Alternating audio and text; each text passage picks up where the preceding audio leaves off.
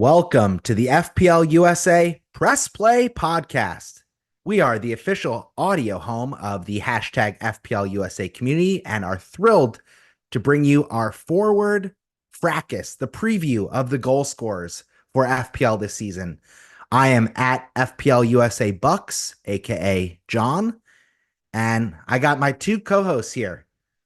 Why don't you lads introduce yourselves and where our listeners can find you on socials? Let's go. It's a forward to the forwards today. We can't wait to dive in. This is at FPL USA Brian, ready to bring the thunder from down under over here on this podcast.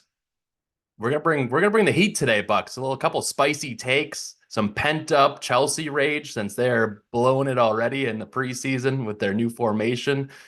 Oy vey, we got a lot to talk about. I mean, it's only the second pod, and we're already talking about Thunder from Down Under. Like, just carrying on from last season's sexual antics on this pod. Talk dirty to me, Black Wolf. Oh, yeah. Yeah, who are you? Who's that sumptuous, sultry voice from across the Atlantic Ocean? Who is that guy? I am the calm and collected one of this podcast, Dan, aka FPL _ Black Wolf. So, I'm here to keep Bucks nice and calm. Because you tend to get lost a little bit, don't you? We are, again, the FPL USA Press Play Pod, and we are offering a free kit of your choosing if you join and win our mini league, which is the Press Play Premiership. That is league code T88F87. So we're all about growing the game here stateside. Dan, my co-host, has started this amazing community on X, formerly known as Twitter, hashtag FPLUSA, and is also managing and organizing a countrywide FPL league, which can be found and tracked at FPL USA Leagues. We will talk a lot about that as the season gets going, but for now, I think it's time for us to dive into the goal scorers. And let's go from the bottom up. Let's start and shine a light on some of these scrubs that could enable some premiums across our FPL squads. Is that your key maneuver, Bucks? You go from the bottom and go up, or are you top to bottom? What's your play style like? I'm a full coverage kind of fella over here. Okay, with the full pitch press, as they say. We're gonna start at the bottom, which is a little bit different to some other shows that start from the top, because those are the assets that will be most highly owned. But we're trying to find a couple of the uncut gems, the diamonds in the rough to start the season. So I don't know where to begin. I think a lot of templates I've seen so far on X include maybe a 5.5 million pound forward that you could potentially rotate with another squad member. So I don't think we'll be going any lower than that. Do you guys think? What's your formation right now, Dan? Yeah, I mean, let's be honest here. 5 million and under, there is literally no one to go for. If you look at all of the drafts that are all over social media, they pretty much all have 3 strikers because there's just no one. If you look at the FPR website, the highest owned player that's 4.5 million is Nathan Fraser of Wolves, who won't even play for Wolves. That just goes to show the lack of assets in that price range. Oh So man, I thought this that is was a real a dumpster fire. I thought that was a different Fraser throwback. Some other guy. I've never even heard of him. So it's going to be interesting to see if anybody emerges like last season when we got Muniz, who came in for Fulham, 4.5. He really started shaking up the template a bit. So we'll see if there's anybody that emerges throughout the season. But Bucks, I don't know if you just want to run through a few of these guys who are at the 5.5 million pound and under, or actually let's go 5 million and under. Anybody to shout out here? Yeah, it's a steaming pile of dog shit. I'll say it so you guys don't have to. I mean, there's some newly Doggy promoted guys that might get a shot. This Freddie Latipo guy at Ipswich could be a shout. Other than that, I think it's kind of Patson Daka, and the rest of them can go kind of F themselves. He has a chance to at least get some starts. He's priced at 5 million. He's the younger, less clinical striker at Leicester. And listen, he can't displace Jamie Vardy, who's now pushing 100 years old. He's almost as old as Joe Biden, which is a joke us FPL and US residents will appreciate. But beyond that, Youch. Daka probably has more support, though. You know what I'm saying? Ouch. Ooh, that's cruel and unusual. But I mean, the reality is Doc only got 7 goals in the championship, and the championship plays like 50 games in a season. So that's a brutal record against lesser competition. Maybe skip a little bit forward, hop, skip, and a jump to some of these 5.5 to 6 million pound options. Man, what happened to Daka and Iheanacho? Those guys were like kind of like fantasy relevant. I mean, Daka especially came in, had some hype behind him, and he clearly hasn't risen to the occasion. So I don't expect much from any of those guys. But the 5.5 million section bucks, I got to start with our guy João Pedro, who we started with last season. He's priced at 5.5 million, will be on pens. Had a so-so season last year, but I think he'll definitely be nailed more this season since the crazy tinkerer of the fraud man himself won't be any longer at the Brighton at the Amex. So how do you guys view João Pedro this season? Yeah, I mean, it all depends on how much Brighton rotate with their new manager. If it's anything like last season, I'm staying well away from their assets. But if this guy actually picks players who he likes and plays them often, then I think João Pedro is a very, very good asset. Like you said, he's on penalties, a very, very good player. Probably the best of the bunch at 5.5. He's the highest owned at 19% right now, which is much higher than the second highest owned, Jamie Vardy, who's kind of irrelevant these days. So I like João Pedro. I think he's a good option. Worth mentioning that his overall season far outpaced his output in the Premier League. He had 9 goals and 5 assists in the Premier League. He got all the way to 20 goals when you factor in his play in European competition. A lot of upside for João Pedro. Caution to managers is that right now it seems like he's nursing an injury and he hasn't even traveled with Brighton on their Asia preseason tour. So that's something to monitor for the almost 20% of FPL managers who have him slotted in as the third forward spot. The other good option at 5.5 million is Armstrong of Southampton. From what I've read, he's pretty much nailed in that team. He's on penalties. He got 24 goals and 13 assists in 49 matches in the championship. But Whoa, whoa, whoa, whoa! Armstrong took pens off of JWP. Wow, this is all news to me from Southampton. JWP played for West Ham. I know. I'm just saying that, making a joke that Southampton have not been relevant for years and Yeah, will true. continue to be not relevant because their team is very likely to be relegated once again. I don't have any faith. You've just pissed off the one Southampton fan who listens to this podcast. I don't have the faith, but if they could show me otherwise, I would love to see that. But I mean, who do they even have in the midfield to supply this Armstrong lad with any service? Can you name a midfielder? We'll find that out. We'll find that out before our midfield mania pod, which is dropping next. But that being said, I think that we just put some liquid nitrogen on the fire here to have our Southampton fan hate us even more. That was not the co-host props I was looking for there. Ryan, don't be throwing stones at Southampton. The last time they were in the Premier League, they pulled the double on our Chelsea Blues. So we should not be throwing arrows with the current state of our favorite club, Chelsea. I really do actually like the Armstrong pick, and I might like it more than João Pedro because of the nailedness. And I think João Pedro, we can get to later in the season. The fact is, Armstrong is fit right now. He already has 2 goals in preseason. In all seriousness, with the way they've changed the rules to have 5 free transfers, more people are going to be wildcarding earlier on.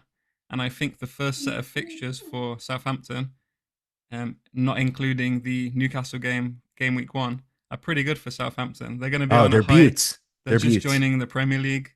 You tend to see that these promoted teams do really well at the beginning because they're all pumped up. He's on penalties. You never know. You might sneak a penalty and get those 9 points. So I don't shoot him out of a cannon right into the Premier League. I mean, the first couple home games, especially, you back the promoted teams to just have that energy and the crowd behind them. But I would be very, very surprised if any of us have Armstrong in our starting squads come game week 1. With that, let's jump to a much more sexy and enticing price point of 6 million. Dan, you want to start us off? Who's your favorite of that price point? Yeah, I have a clear favorite at this price point. It's Muniz at Fulham. I think he showed signs last season of his class. I think this season he's going to be more nailed in that starting lineup. I don't think Raul Jimenez is going to really challenge him anymore for that spot. So Fulham with the fixtures they have, the way they're playing in preseason, I really like Muniz as an option. He might be in my team game week 1. Wow, you're a munisexual. I thought I can't believe you're slagging Wolves legend Raul Jimenez the way you are, but I'm here for it and I rate it. He had 9 goals and 2 assists in 18 starts. The vibes were so much better than that. I definitely felt like he had like 12 or 14 goals. Don't you guys? I mean, he came on so late. I feel like it was the last like half of the season. So if he's going to play 3,000 plus minutes, I mean, he's a young lad. There's no reason why he shouldn't play around there this season. And especially with the signing of Emil Smith Rowe, maybe a little bit more service, some more threat. It could open his attacking options up a little bit more, and then Andreas can ping in those crosses. So I don't mind the attack right now for Fulham to be that kind of mid-table team, probably in the 12 to 14 range. But I'm right there with you, Dan. Muniz is locked in my game week 1 squad right now from the single draft that I've done thus far. In the first 3 game weeks, they have Leicester and Ipswich. So their fixtures are also there. They have West Ham at home as well and Manchester United away, who I don't rate highly whatsoever. So yeah, he's close to being locked into my non-existent draft.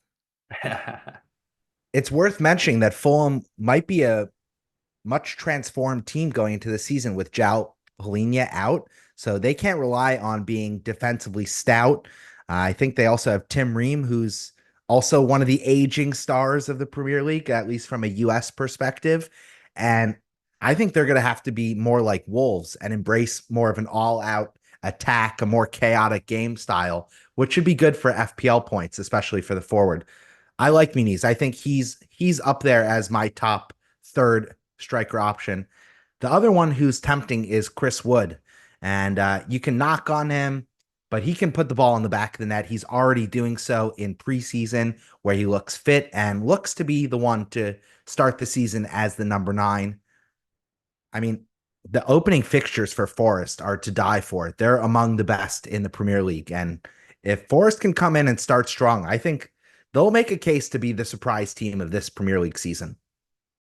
Knock on wood, Bucks. We can only hope. We can only hope, because those fixtures are absolute gold for FPL managers. And I think the one thing that Wood has going for him is just his tendency to get 10 plus goals in the Premier League. If he's getting the minutes, he usually bangs them in. I think he's got, 5 seasons of 10 plus goals in the Premier League. So you're not going to generally have that upside, although he did have a sexy hat trick last season.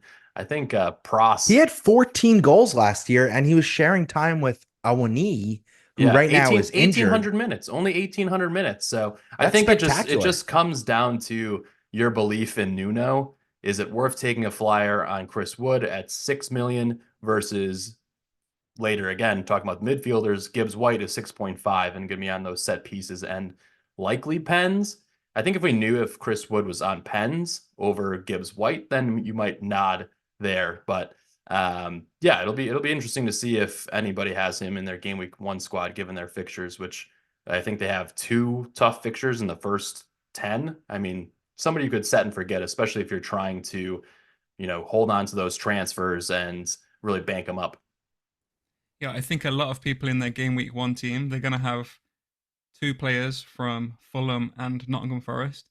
It's whether you have Muniz and then someone like Gibbs White or Elanga or Hudson-Odoi, or you have Chris Wood and someone like Emil Smith Rowe or Pereira. I think that's going to be a popular combination at the beginning. And which is your preference, Dan, if you had to go out on a limb and choose one now? If I had to, I would do Muniz and then probably Hudson-Odoi. But we can talk about midfielders in a future pod. I like it. I like it. You're already picking sides. This is an improvement on last season's fence sitting. You've leveled up. I was tired of the discrimination I got from you last season. That criticism was very warranted, I must say. I must say. Your booty got bruised after sitting on that sharp fence. so long. Let's go to two more lads in this price point. Dominic Calvert-Lewin. He's glass that wants to be shattered. I don't know a good way to say this. It's like he's the practice brick in a kid's karate class. This guy just loves getting injured. Oh, Yohan karate, Wissa. karate. Yeah, Yohan Wissa at 6 million. I actually thought he should be a little more expensive. He had a pretty good season. 12 goals, 4 assists for Brentford. And Tony is in all these rumors right now. I believe in Thomas Frank. I think that they'll stick around. They'll be bottom, probably 6 in the Premier League if they lose Tony, especially. But I think that's a bigger conversation. Where will he They were go? only a There, couple points clear of relegation last season.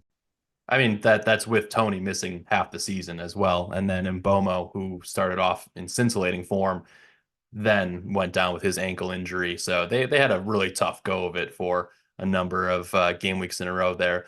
I think for us, and this will be jumping into the next kind of topic of the next budget range here for forwards, but I just want to talk about Tony a little bit more. Do you think we could see him make a transfer to West Ham, to Spuds? Like, where are we thinking he could go? It's very interesting because there's a big knockdown effect on the rest of the assets, and he could be even an option. Like, let's say if he went to Spurs and replaced Richarlison, who's there are some rumors about. I think there's just a number of interesting ways that this story could unfold.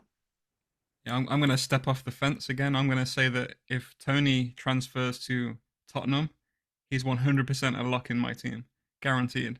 At Oh, 7.5, at a team wow. like Pew, Tottenham with pew, someone breaking like Son news, breaking feeding, news. he has to be a lock in your team. He would take penalties for Tottenham.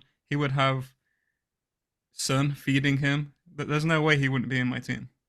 Yeah, I I mean, should his say, his valuation has gone down a huge amount. I think they've probably sliced it by at least 25 million. I think it's down to 50 million. Like they might accept a 45 pound, 45 million pound offer for him. So I'm just again just really curious in how that plays out because there's for FPL there could be a lot of ramifications. So we'll wait and see. But we've been kind of talking about him leaving Brentford for almost a season and a half now, and he obviously cooled off a lot post his suspension. So what do you see here, Bucks?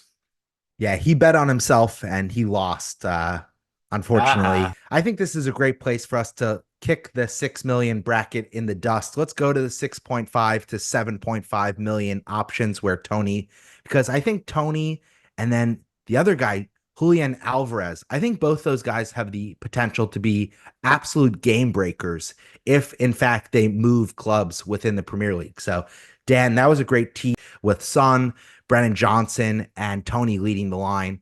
I think that offers you a little bit of everything, and I really love that fit. And then Alvarez, if he went to Arsenal, that would be such a transformative upgrade over Havertz. And I really think he could be the missing piece. I think that Alvarez at 7 million and Tony at 7.5 million would easily supplant guys like Watkins and Isak, who are priced a little higher than both those lads if they were in the right team. You guys agree with me there, or you're shaking your ooh, heads? La Araña. That would be quite the fit for the Gunners to have him. He fits the age profile of being 24 years old, and obviously he's behind a generational talent like Holland and is not going to get the playing time up front.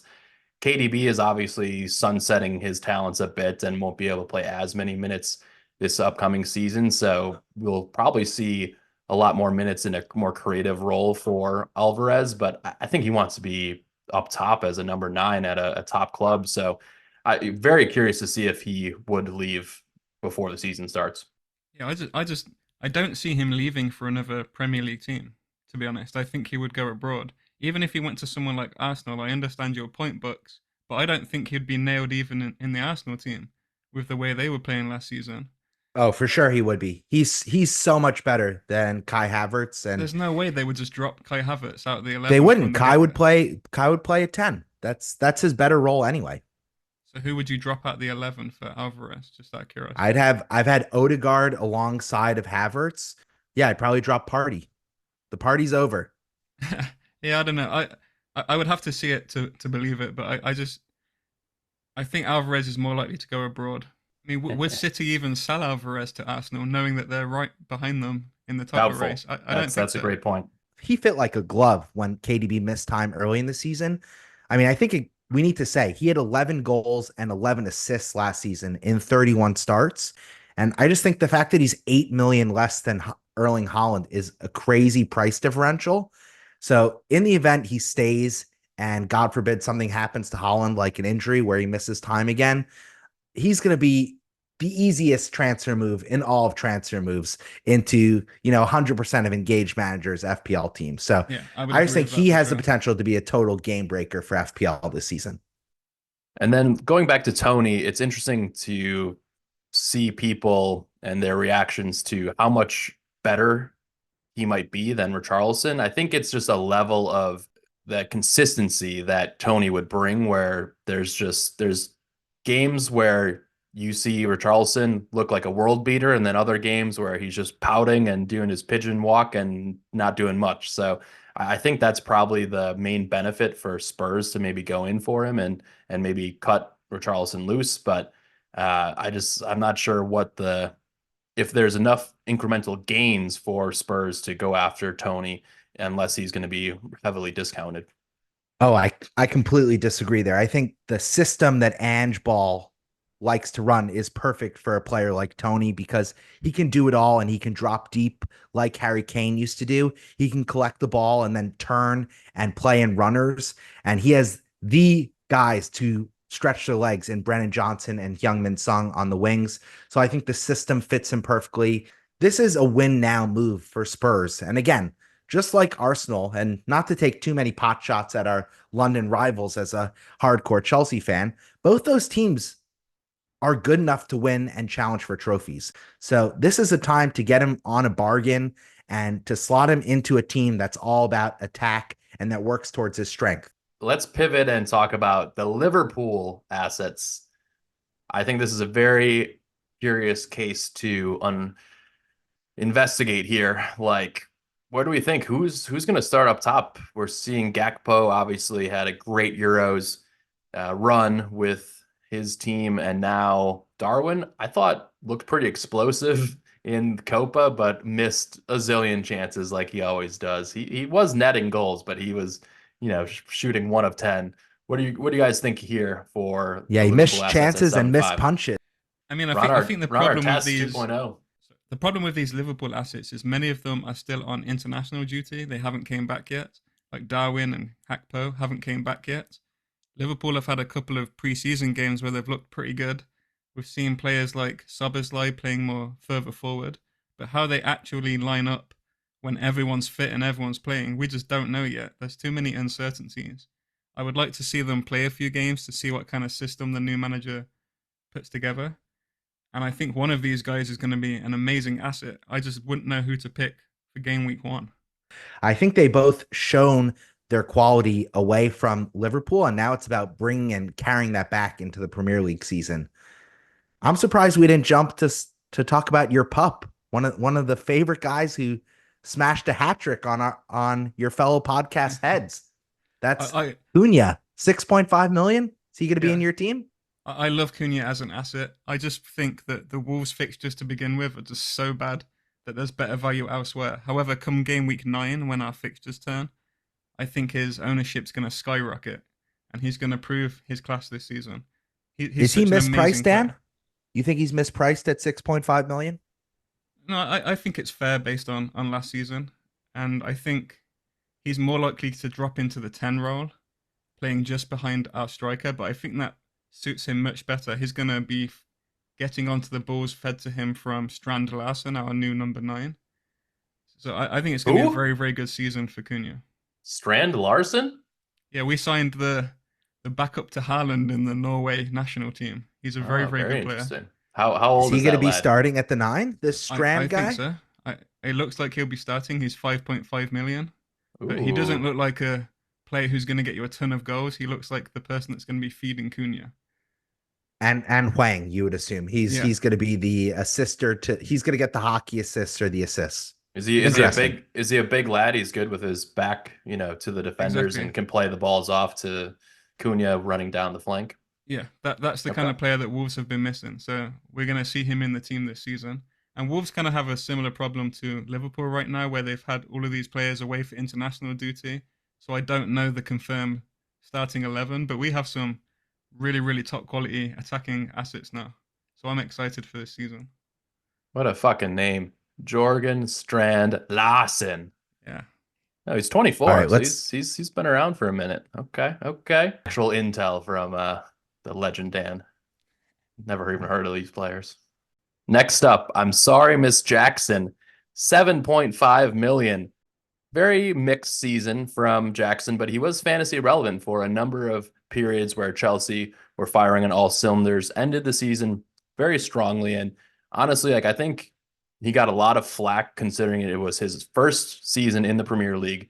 He's coming to a much more difficult league than he was in previously. And when we, as in Chelsea, went to buy him, we were not expecting that he was going to be an every game week starter. We had really put our eggs in the Nkunku basket, which abruptly fell apart in the training room, and he was not able to play very many minutes. So it's an interesting price tag. It's just like, is he worth £1 million more than Nkunku? No way in hell, in my estimation. But I'm not even sure if he's going to be nailed this season. So where do you see Nico Jackson in FPL this season, Bucks? I think he could be a interesting dart throw. I mean, he had 14 goals and 6 assists last season. He really starred against Spurs when they were down to 9 men. And then again in the double game weeks later on in the season, when, of course, your boy Bucks, who's the biggest Chelsea fan on this podcast, didn't have him anywhere close to his side because he was all chipped out and also used all the dip on his snacks Oh yeah, earlier in the season. you were cracked out for a while there. I forgot you used all your chips before game week 30. Yeah, that was a brutal stretch. I like the look of this price. I mean, I think the one caveat is he's not featuring at all in training and this new Maresca ball leading up to the start of the season because he's rehabbing an ankle injury. So I think that's a real concern. And Yeah, Yeah. I'm gonna stay away too. I think if you're pricing him the same as Solanke, Mateta, Darwin, Hackber, Tony, you've got no reason to go for Jackson, especially with an Nkunku 1 million cheaper. I've Yeah, really got no let's interest. I'll give a real-time update on Solanke. I actually was able to see him in person here versus Wrexham in Santa Barbara. They played at the University of California, Santa Barbara, and he played maybe 30 minutes, had a big chance, which was blocked by the Arthur lad from the Wrexham team, but he looked spry. 19 goals last season for Big Dom. They haven't made like any signings, so Bournemouth is running it back. They have a solid coach. It looks like Tyler Adams is going to be out for even more time. I'm just not sure where the other creative engines on this team help Solanke. He's on pens, which is huge. He's pretty good at pens as well. But I think from the service standpoint, I guess if you're thinking Semenyo might take another leap. I mean, I'm not sure who else is going to be providing him the goals, but he does have that talismanic standard at the squad and will play 90 minutes. He's a 90-minute man. He played through an injury for like the last like 10 plus game weeks as well. So if he's been able to shake that off, maybe he'll have a little bit more burst going into the season as well. And shout out to our mini league mates Stein and Alec who joined me in Santa Barbara for that preseason friendly. yeah, your photos from that game were awesome and it looked like a sick time. I will say Solanke is not just a show pony. He's really the main show horse at Bournemouth, and I'm really impressed with his stats from last season. He matched Ollie Watkins with 19 goals. He only had 3 assists, which of course is a little bit less than old Junkyard Dog contributed. However, 19 goals is no joke. And I know you're poo-pooing the rest of the team around him, Brian, but to score 19 goals, you have to be something special in a league as tough as the Premier League. So I think 7.5 million for Solanke could be mispriced as well. He's a whole million cheaper than Watkins. And I'm not sure there's so much between those two guys other than the team around them. One team is making a debut in the Champions League for the first time in a long time, whereas Bournemouth are going to be perennially top, like, they're going to be 10 to 16 usually in the Premier League. So I Yeah. think So that's what does that probably, say about Watkins? Maybe Solanke's actually the better player. yeah. And like you said, 1.5 million pound difference. Pretty interesting, pretty juicy. But I think there'll be a time when they play a bunch of the promoted teams in a row and he could sneak into our sides. But I think the key thing is here we have a lot of strikers to choose from this season between 6.5 all the way to kind of 8.59. So I think there's going to be a lot of chopping and changing throughout the season based on fixture runs and injuries. So I'm actually excited. Last season, I just felt like before the season started, there were no forwards. It was like, well, can I have two dead forwards? And I'm always famous to go into game week one with a dead 4.5 million pound striker from Villa. That's what I did 2 seasons in a row. Bucks is laughing at me in the Zoom here, but There, I just want to cover Mateta because I think he was the most explosive of this bunch down the stretch run of the season under new coach Ollie Glasner. He was the star of the show in game week 38, most notably, but also I think he put on a 29-point explosive performance in a double game week. I believe it was double game week 36 from last season. one of the highest totals of all time in a Yeah, so double. this guy is an absolute stud. I wish he was not featuring at the Olympics right now, which means that he's not having a full preseason with Palace. But he had 16 goals and 7 assists last season in only 25 starts. I I think mean, I'm reading that right.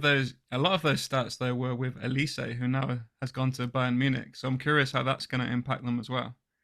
I I mean, totally agree with you, but at 7.5 million, I mean, he's like Darwin level explosive FPL abilities with the finishing. So I really think that Crystal Palace might be a top 10 team when it all said and done at the end of the season, even losing Michael Olise.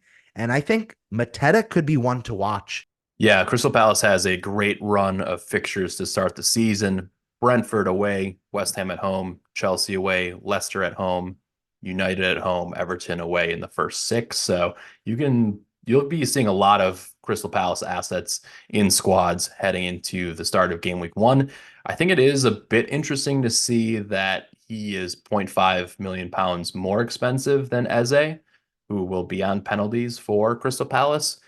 Like you said, the ability for Mateta to bang in those braces, those 13 pointers that we saw, 16 pointers, etc.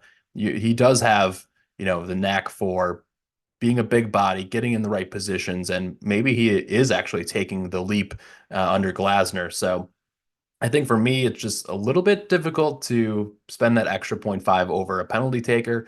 Plus, we're just unsure who's going to start in the Elise slot. They did sign Ismail Assar, who is somebody that had played in the Premier League and has come back. He was always interesting to me as a asset and as a talent at Watford when he was there. So we'll see if who will come in to kind of help the supply on the other wing. I think this is the one area that FPL got the pricing wrong. I think they should Oh have yeah, made, slander them, Bucks. yeah. Give them. I mean, Dan, just give me a Bucks type of rant here on this mispricing. I think if the strikers do not take penalties, they should have been knocked down 0.5 million. So Mateta, Jackson, I think they should have been 7 million or even 6.5 million. It would have made us have to make more of a decision on who we want in our team. Because me personally, I think if you have a player like Tony and Solanke, the same price as Mateta, who is not on penalties, I'm always going to pick the penalty taker.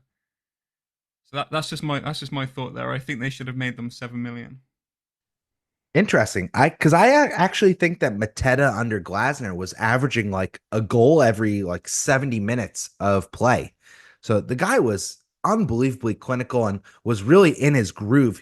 He was in his bag, as we like to say here in New York. He was wearing his Timberlands, wearing a fresh fit, and he was showing up and balling out each and every game for Palace when they had the new manager come in.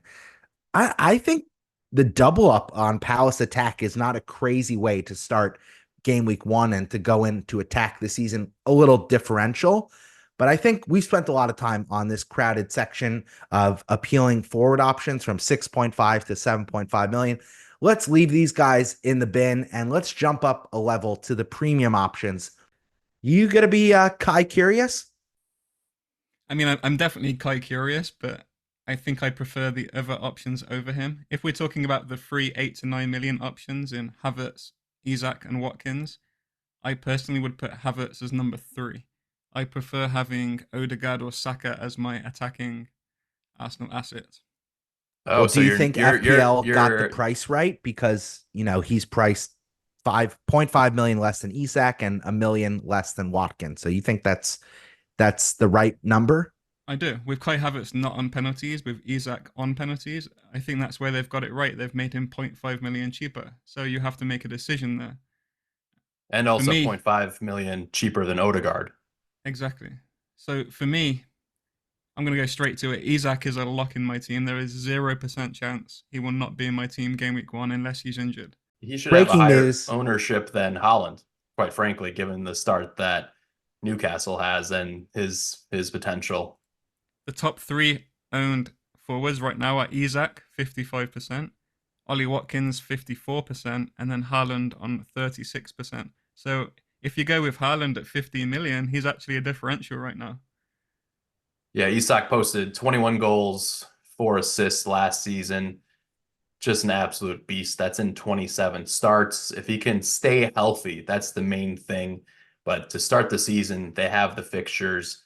They're going to be, I mean, he's somebody I'm eyeing for captaincy in game week 1, especially since I am looking to go potentially without Salah. And so they're playing Southampton at home. Oh, their park is going to be rocking, playing Yum a yum, newly right? promoted team. And then their first 5 fixtures: Bournemouth away, Tottenham at home. That could be a really fun, high-scoring match. Wolves away, Fulham away.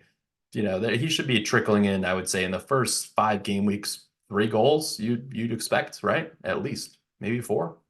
Jump to my hot take, which is I think Ollie Watkins is criminally overrated right now at this point in the preseason. And he is owned by far too many managers, especially a lot of managers that know what they're doing. At 9 million, he's not going to be on penalties. And I think he had 19 goals and 18 assists from an XGI of like 14. The guy was just banging in on accident. He was scoring a brace some games. I mean, Yeah, I mean it his was his absurd. his XG was pretty solid. That was 16.74. So that was pretty close to the 19 goals that he scored. It's his XA. He only had 4 expected assists last season and ended up on 18 FPL returns. And a big part of that is that, Villa is a good attacking side. Thank you for cleaning that up for me, Brian. Yeah, That's no a worries, no good worries. co-host. But I will say, like, we expect him to continue to get those FPL assists because he gets taken down in the box a number of times. He's obviously running through the channels, and when he does get the ball over the top from a Tielemans, or he puts it on target a lot of times, and then we saw Bailey clean up a lot of those misses. His team is pretty attacking in this Villa side, so he's not going to get the same amount of assists, but I think that at 9 million, he's still going to provide, very, very strong numbers in our FPL teams. Believe it or not, I'm actually swaying towards agreeing with Bucks here. I don't think he'll be in my team game week 1 What? for 2 Dan, are you reasons. feeling okay? Temperature I check. don't Oh think yeah, so. for I game think for I game might be week sick. 1, yeah, game week But 1. But there will be a point in the season where you're going to have him for sure. yeah, he's so very highly owned game week 1 though. I think I will possibly swerve him game week 1 because I actually prefer the likes of Bailey and Rogers in midfield for much cheaper. Yes, sir. For number 1. Second of all, like I said earlier, I think we're going to be playing our wildcards much earlier this season because of the changes in the rules. And Aston Villa have a very good run of fixtures from game week 3 to something like game week 9. So I think you can kind of assess Watkins the first few game weeks. And if he does look like he's going to continue his form from last season, then you can just bring him straight in, just correct your mistake pretty quickly. So I think that's why I'm leaning towards not having him. It'll be interesting as well just to see Villa cope with Champions League Yeah. football. And that's going to start very early this season because of the expanded UCL teams. We're going to see action already, I think, after game week 4. So much earlier in the season. So last 2 seasons, Watkins has put up 37 returns last season in 3,200 minutes. And then he had 23 returns in 3,100 minutes. I don't see him playing that many minutes this season. He should be at about 2,800 this season, even as an Iron Man, because they really need to go as far as they can in Champions League and get that respect around the globe. I'll be shocked if he has 25 returns this season. That's my hot take. I think he's going to return to the mean and be the player we always knew he was back in Brentford and to start his career. I think he returns to the level. And with that, we can transition to the man who breaks all the records, Norwegian robot himself, Erling Haaland, priced at 15 million Great British pounds, the most Yes. ever in the Premier League. Yes.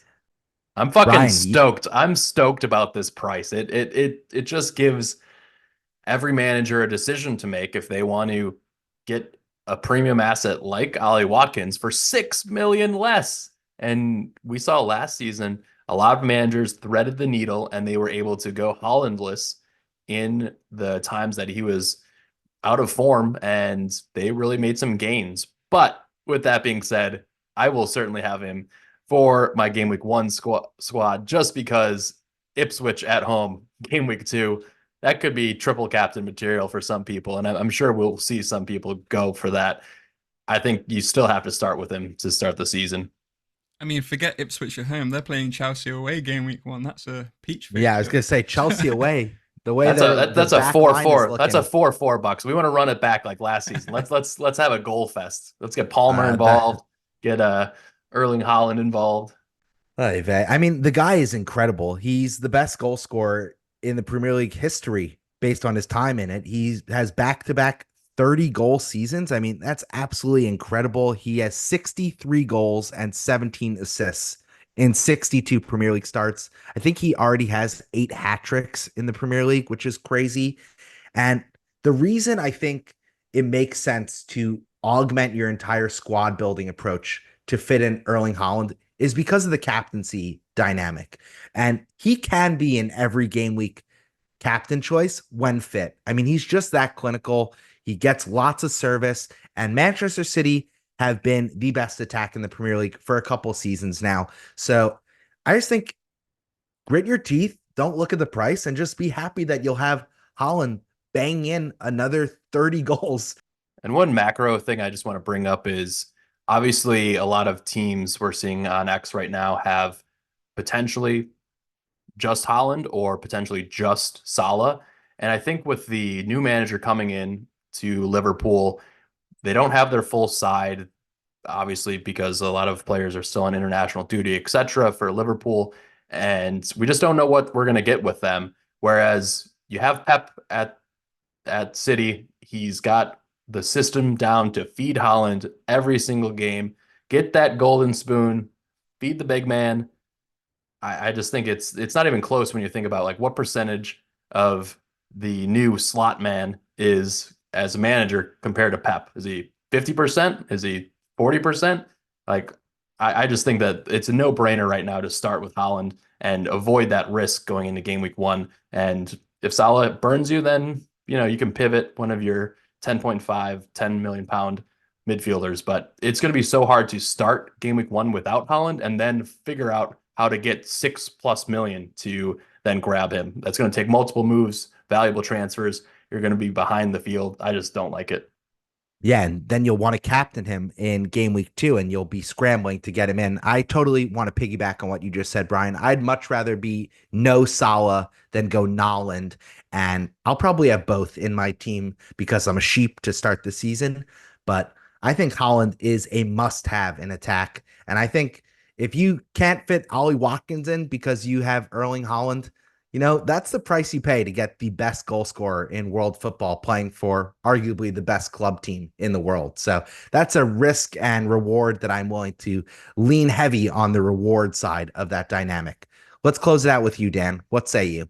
Yeah, I actually don't think you're being a sheep when you said you're trying to get both of those players, and I actually think more people are doing one or the other. But I'm actually, again, weirdly agreeing with you. I'm going to try everything I can to get both of them in my team. Jesus. You can have Salah against Ipswich, Haaland against Ipswich. You can just be rest assured that if one of them hauls, that you have them in your team. And I think there's more than enough good assets at the cheaper price range to be able to afford them both. Sure, you might have a shitty bench, but we're all going to be wildcarding within 4 or 5 weeks probably. So I'm going to try and get both of them, I think. Yeah, we'll cover this later on when we go through our drafts before the game week 1 deadline. But I think basically if you're going without Salah, you're leaving yourself open because those fixtures for Liverpool are so tasty. And if they do continue to build on the rapport that they had last season under Klopp, we'll see them scoring a lot of goals. But essentially, the thing that I'm weighing up is, and again, this is not anything related to forwards, but if you go without Salah and you go with like Palmer or Son or Saka, then you definitely have Trent. And I think you have to have either Salah or Trent going into game week 1. You want to have a piece of that Liverpool easy cupcake fixture run. Brian, I'm going to put you on the spot here, and it's totally unrelated to forwards, but I think it's a nice way to finalize what we were just talking about. If you go without Salah, will you be captaining Holland, Trent, or Isak in game week 1? I'm 100% never captaining Trent until I see how this team lines up in the Premier League against tough top talent. I mean, we did see them kind of fall off a cliff a bit. Van Dijk's lost a step, etc. So I won't be captaining TAA anytime soon, but I would definitely lean towards Isak at home. I just love that he's going to be on pens and playing a promoted side in front of the home crowd. I feel like that's just a solid opportunity there where I expect Salah, what did we see last season with these promoted teams in their first kind of maybe 6 to 8 games at home in front of their crowd for the first time? Ipswich fans are going to be fucking rocking. Like it's going to be it could be a tougher 2-0 game where Salah Yeah, maybe but gets a Luton was nibble. also rocking, and it took them a while to find their footing because the Premier League is a meat grinder of a competition, and it's a major step up from competition from the Championship.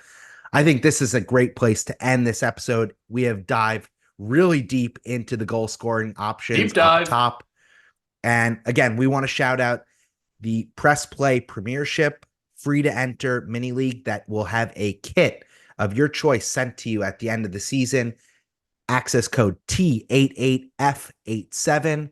We are the at FPL USA Press Play on all social. We are a podcast and the audio home of hashtag FPL USA. I am at FPL USA Bucks for at FPL USA Brian and at FPL _ Black Wolf. I think that's a pod, boys. That was a good one. We'll be back previewing the midfield very soon on your airwaves. Thanks for tuning in and check us out on socials. And please subscribe, rate, review. We appreciate the support. On to the next.